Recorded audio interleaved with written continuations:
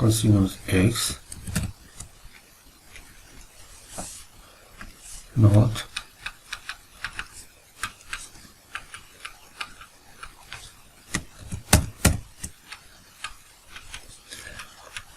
secant x and integral secant x dx equals to ln secant x plus tangent x plus c. Our integral becomes